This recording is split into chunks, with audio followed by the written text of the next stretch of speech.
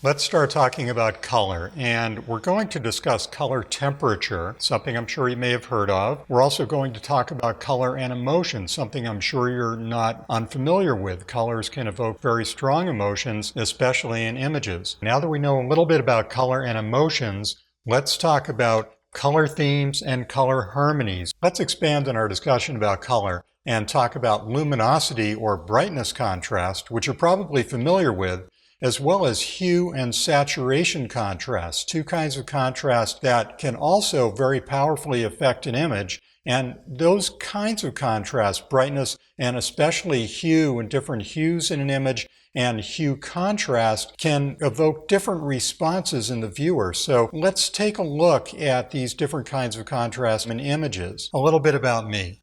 I have experience as a professional photographer shooting for advertising, corporate, and editorial publications.